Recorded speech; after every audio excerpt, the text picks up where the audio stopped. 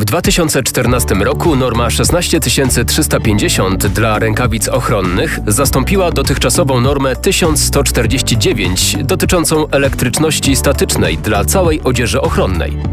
W jakich środowiskach wymagane są rękawice spełniające tę normę i jakie są cechy rękawic ESD? Dlaczego trzeba ich tam używać? Kluczową cechą rękawic ESD jest rezystywność skrośna, czyli zdolność materiału do uporządkowanego odprowadzania ładunków elektrycznych z powierzchni. Dla jasności, rękawice ESD nie chronią człowieka przed prądem. Takie działanie mają rękawice dielektryczne. Rękawice ESD pozwalają odprowadzać naturalnie powstające małe ładunki elektryczne, zapobiegając np. możliwości powstania iskry. Kojarzycie zjawisko, kiedy między ludźmi przeskakuje iskra?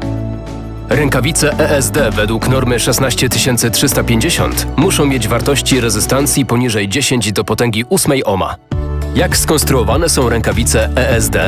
Głównym sprzymierzeńcem jest włókno węglowe, którego struktura i właściwości powodują, że ładunki elektrostatyczne nie gromadzą się, ani też błyskawicznie nie przepływają przez rękawice.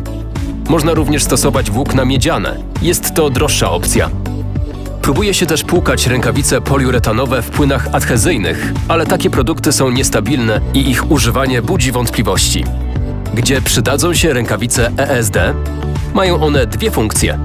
Ochrona produktu.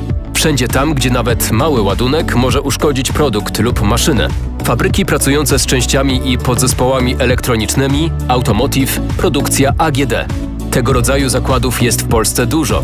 Obserwowany trend to zwiększenie popularności ochron ESD. Pamiętajmy, że na linii montażowej cała elektronika jest odsłonięta i pozbawiona ochrony, a jednocześnie bardzo wrażliwa na zagrożenia związane z elektrycznością statyczną. Ochrona człowieka. W strefach zagrożonych wybuchem, czyli tam, gdzie iskra może spowodować gwałtowny zapłon gazu, pyłów węgla lub oparów benzyny. Rękawice ESD spełniają wymogi pracy w kopalniach, a także na stacjach benzynowych, w rafineriach oraz lakierniach.